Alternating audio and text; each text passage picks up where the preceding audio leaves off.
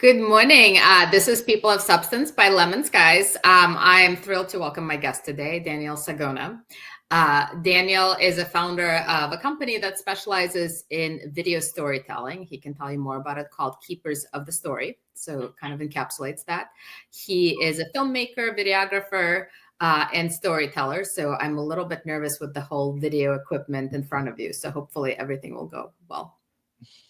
I'm keeping it pretty casual today. I'm rocking with the MacBook webcam.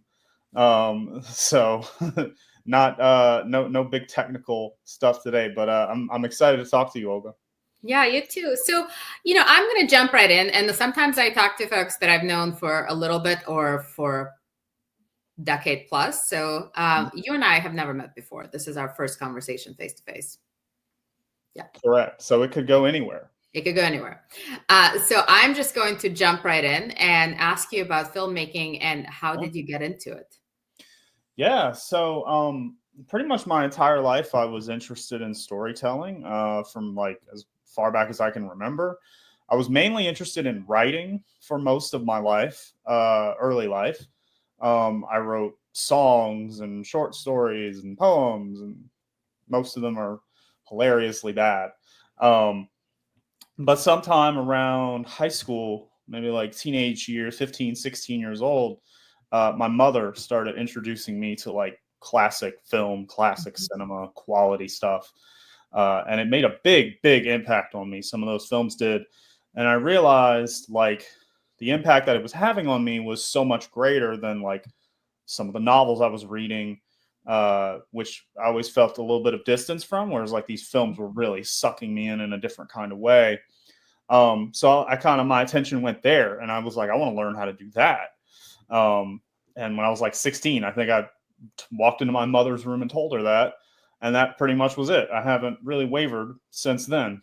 And to continue on that track, I come from a low income background, and so we didn't really have access to like film school equipment, these kinds of things. I didn't know how I was going to do this. I didn't know anything about it. No one around me was doing this. So I just studied whatever films I could get my hands on, whatever books I could get my hands on.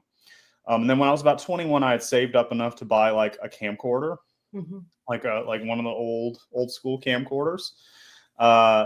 Just started shooting stuff. And then my mother had come down with cancer, lung cancer. And she happened to come down with lung cancer right when my sister was getting married. And it was like the first marriage of her first child to get married in our family. And so she couldn't go to the wedding because she was bedridden with cancer. And so I decided I would take this camcorder and I would go film the wedding, shoot photos, make a wedding video, and then play it for her. And that would be like the way that she could experience it without being there. Yeah. Didn't know what I was doing. Again, figured it out on the fly, watched tutorials, read books, did all the things, went and did it, shot it, edited it for like 2 weeks, like really intense. Learning on the fly for like a very high stakes project. And then finally brought it to her and the rest of our family, and we watched it together, and everybody cried, and it was very emotional. And like she thanked me for it, and I felt like it was my way of like giving back. She had given me permission to do something that I didn't think I was going to be able to do, and so I was able to give that back to her in a way. And so that was like pretty much it. Then I was hooked. Like at that point I was like, the power of this is pretty incredible when done right and in the right setting. So that's my origin story. This is so touching and so emotional. What did she say to you when she saw the video? Did she know about it, or was it a surprise to her? It was a surprise. But she just said thank you. Yeah. That was it. She just said thank you so much, and that was it. And she passed like a week later. So it was the last thing I was able to give her. It was a special moment. It was. Yeah.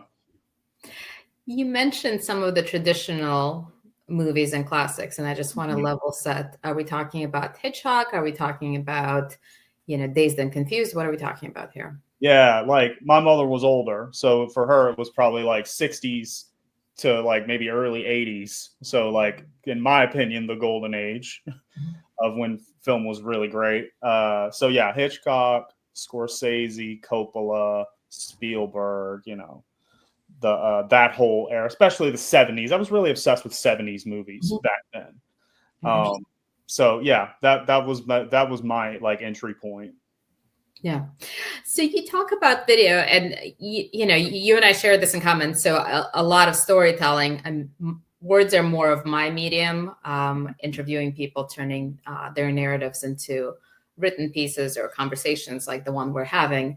I guess I want to ask you, with video as a medium, what are the differences in how you think about the story? That's a great question. I think it helps to have a really strong writing background. I'm glad I have a strong writing background. It helps me. I think what you have to think about with video is it's a visual medium, right? It's an interactive medium inherently. So, you know, if you're going to create a video that's, you know, a person standing in front of a white wall talking to the camera, that could be an article. That doesn't need to be a video. I tell that to my clients all the time. Like, why does this need to be a video? Are you trying to get across a visual or an emotional, like something that you can't get across with a written word? If it's just going to be a person's face talking, there's not a ton of value in that. Or you could do it yourself, you know, set up your iPhone and your ring light and go to town. That's fine. But, you know, I try to, when I think about like the really impactful ways to use video, it's visual first. So if you don't have a strong visual, you don't have a whole lot to work with. Yeah. So you kind of have to have that combination of writing background, but it sounds like also creative background to envision sort of what does the composition look like, and what are we showing to illustrate? Because if you mismatch the message and the visuals, like that can be very jarring. Right. And that's a great point about message, right? Like, so what is the message, or what is the feeling that we want people to take away here? So the way that I like to think about it is this informational or is this emotional, right? So if it's like we're delivering this information, okay, we don't need to be distracting. We don't need to muddy that message when we're being informational. When we want people to lock in and feel something, you have to take a little bit of a different approach, and we have to think a little more abstractly often. And we have to think about like, what's the emotional connection that we want people to make from this image to this message? Like, how do we get people there? Right. So it's a different way of working a little bit. But like, it's foundationally, it's storytelling. It's just a different expression. I like that breakdown of is it informational or is it emotional? I think sometimes there's expectation from non-storytellers to tell, and you want people to get emotional, but by sharing information, and it just doesn't work, does it? No, absolutely not. It does not work. And the other thing I would say to that is that like emotions take time to sink in, right? So especially, you know, it depends on where your campaign lives, but like if you're doing a social first campaign, and you're doing a TikTok style edit, right? You're doing a fast paced kind of short form video. Very hard to engage people emotionally in that way. So it's great for delivering quick information. It's great for like educational content. It's awesome for that. Hard to get people to like lock in, and especially, you know, when we're talking about mission driven organizations who are trying to change the way people think about an issue and reframe their mind. Very hard to do that in 30 seconds. Not impossible. There's some examples that, you know, you can point to, but I think the way that the current media like channels work, it's very, very hard to get an emotional response that isn't just outrage, right? Trigger outrage whenever, you know, you're talking about short form video.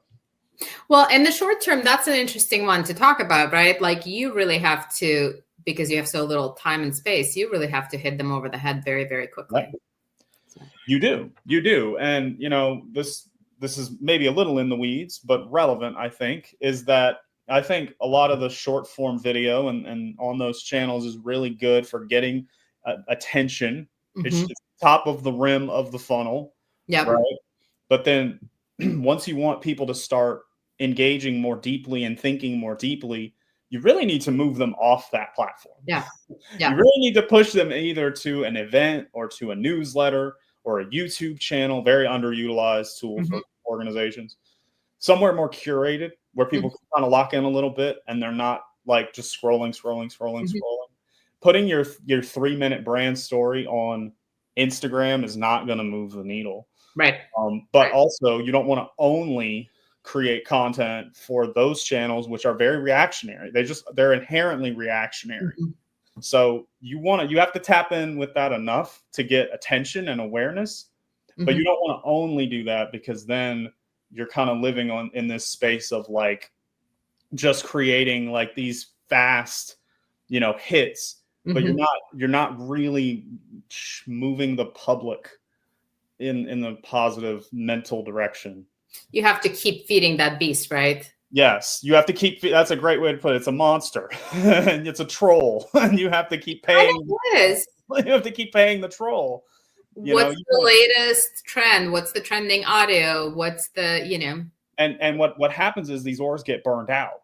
They do it. They try it for a little while. They might hire an agency, and they do this for a little while, and they're like, "Man, this is exhausting. It's expensive. It's constantly changing. I can't keep up with this." Yep. Right. My approach is get the attention there, make content at a sustainable pace, get the attention on social, but as quick as you can, move people off that platform, off that channel, get them into a space where you can curate. Yeah. Yeah. And where you're the only one, you're not competing with the dancing cats. That's right. You can't compete with the dancing cats. We can't. It can't be done, especially with AI coming down. And that's a whole other conversation. Yeah. You're not going to be able to compete with that.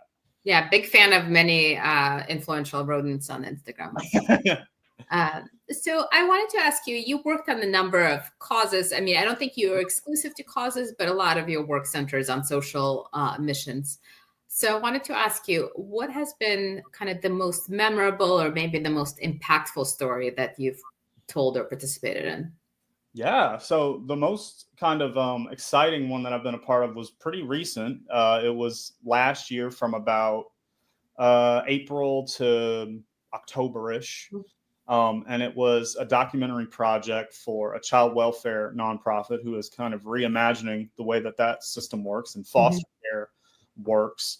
And it was really amazing to be a part of, because the way we structured it was we really brought we were telling the stories of all these different mothers who had been affected by the child welfare system, primarily like just due to poverty. Like they had experienced poverty and either lost custody of their kids or had been threatened with that.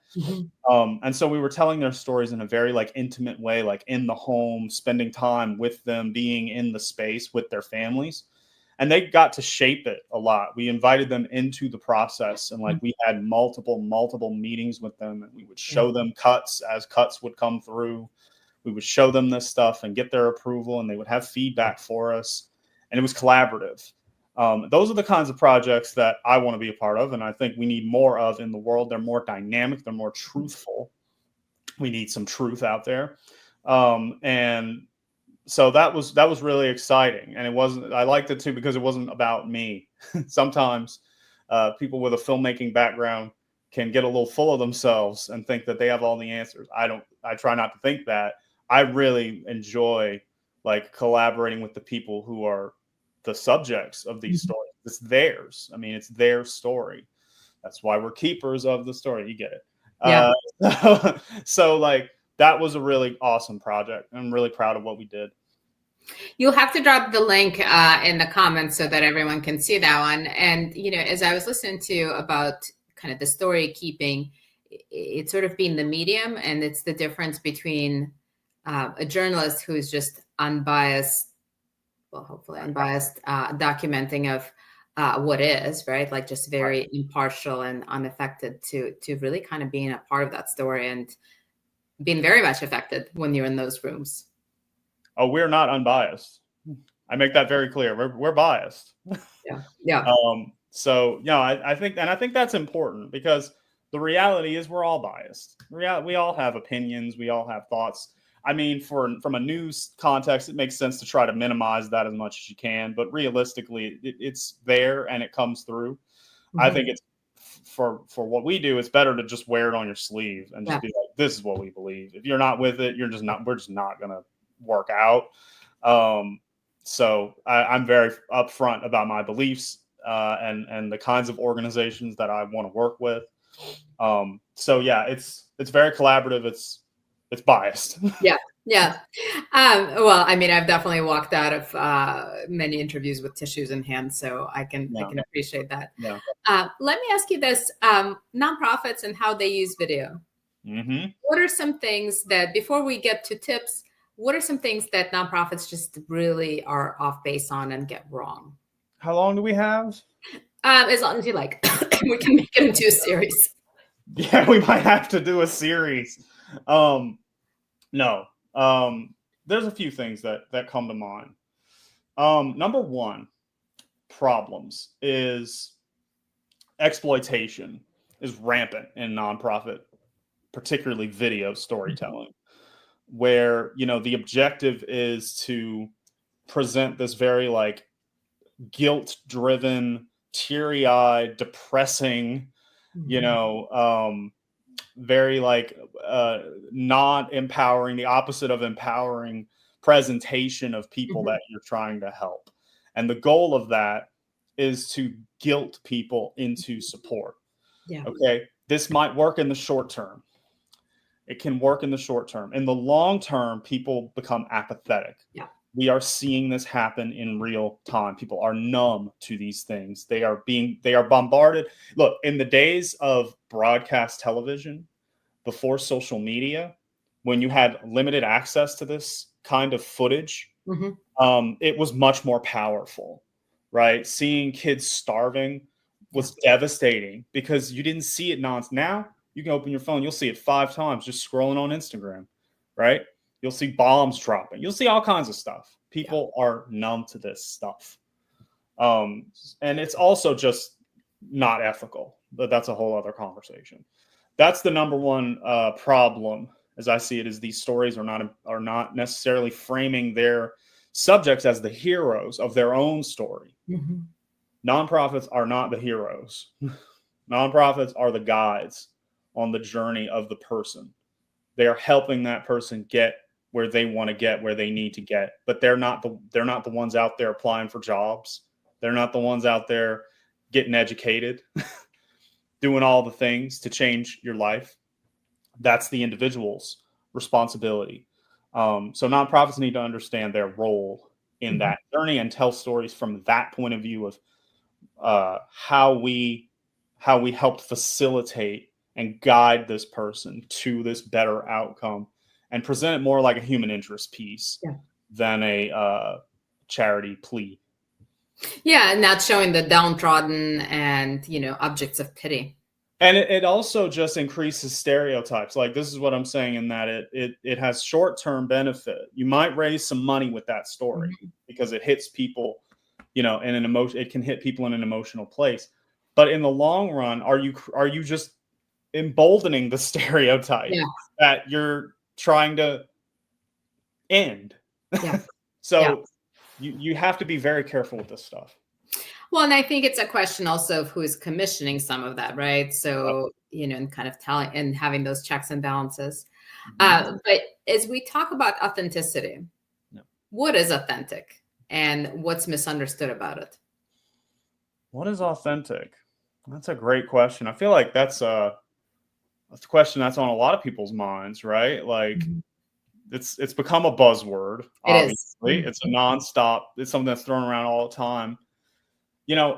I think authenticity is kind of like brand, in that it's not something that we can define as the creators. It's something the audience must determine.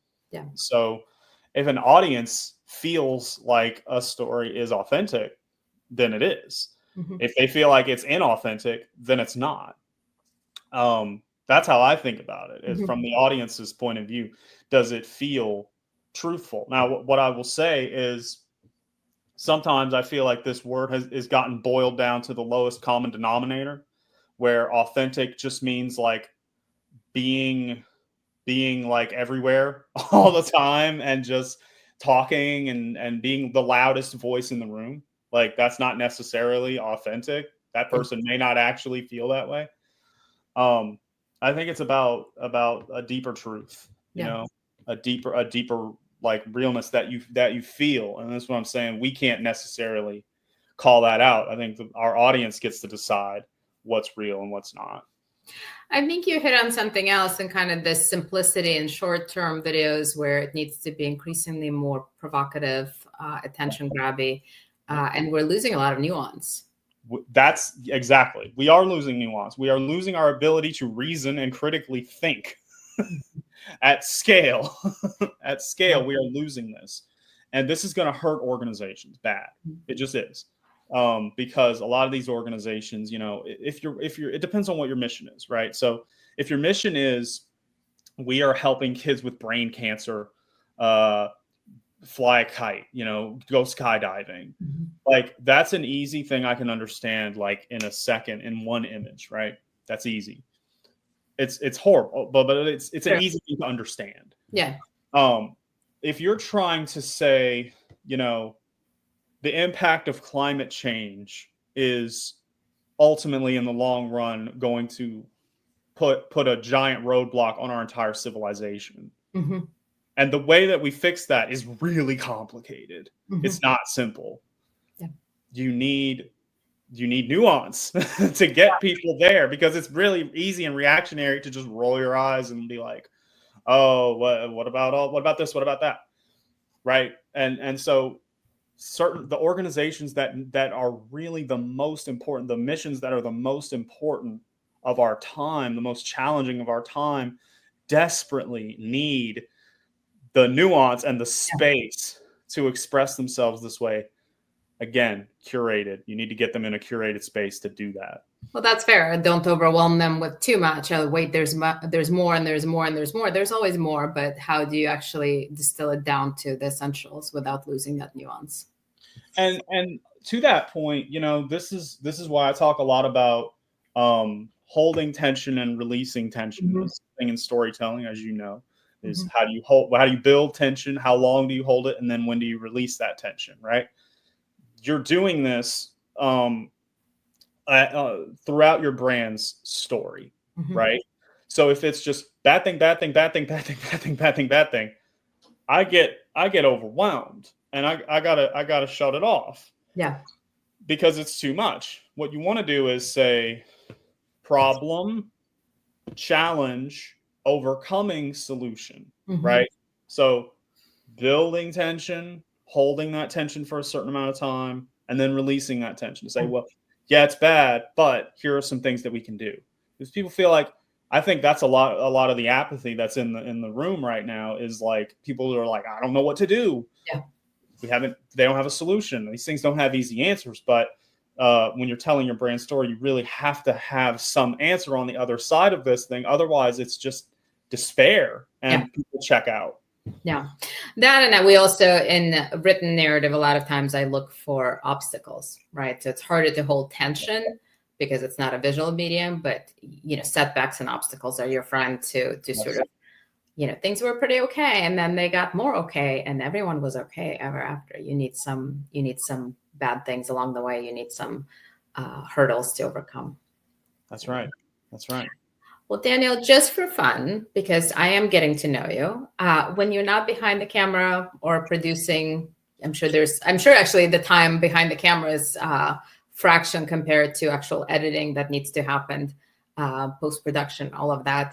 But I want to ask you, can you tell us a little bit about yourself when you're not in the video producing mode? Sure, which is not often, but every now and then. I'm trying to get better about that. Like I said, I'm married. I have a wonderful wife. Got married in December. Her family, we spend a lot of time with her family. She has a wonderful family. We have a dog. We're big dog people. We spend a lot of time with our dog. I'm a brown belt in Brazilian Jiu-Jitsu, so I've been doing that for like 9 years. That's a great stress relief for me. What else do I like to do? I'm glad you said you like dogs, because I would have to disconnect and unfriend you. Instant disconnect. Yeah. Who doesn't like dogs nowadays? Come on. There are people. Yeah. Oh my goodness. I don't want to meet them. Yeah, me either. Yeah. No, so that I try to stay active. Yeah, I like to write. I still really like to write. I find it very like stimulating, and it's a great way to get your creativity out in a low stakes kind of way. So yeah. Well, that's actually a good question. Do you write out your storyline before you go into filming, interviews, etc., or do you capture all the information as much as possible and then kind of build a narrative? Great question. So depends on the type of project. Mm-hmm. So whenever we're doing like interview driven content, documentary style filmmaking, I'll typically write kind of a general, I'll do pre-calls with everybody and kind of get a sense of what their story is. And then I'll kind of write out like, this is the direction I think it's going to go. And here are some questions I want to ask. And here are some ideas of like B-roll we could shoot, right? This is pretty standard practice. But the way that I like to do it is I'm pretty loose in that structure. I leave a lot, they're really just bullet points. I leave a lot of room for experimentation and to see where it goes on the day, because oftentimes I find what I find on the day is way more interesting than anything I can write, at least for me. So I really try to leave myself open to that stuff, but still have some structure to fall back on, because sometimes, you know, there's just nothing happening and you need to push this along a little bit. And then sometimes as you push that along a little bit, something might happen. Yeah. But if you don't have that plan to fall back on, you start to panic, and that's not what you want to do. So that's kind of my approach for like that style of content. Whenever we do like PSAs, like more like scripted style content, that's like a full script that's approved, you know, that's like shot listed and it's much more structured. It has to be tighter. Yeah, you know, we're shooting a 30-second spot for streaming. Like that has to be like very, very meticulously planned for the day. So it just depends. But in general, yeah, writing is a big deal for me. And even just like brainstorming, just like getting my iPad and my Apple Pencil and just like writing my thoughts and feelings will really help me kind of like figure out what is this thing. Yeah. Well, Daniel, it was such a pleasure to chat with you and to get to know you. I just really appreciate you being here and sharing so much great information. Yeah, well, thank you, Olga. I appreciate it. It's been great.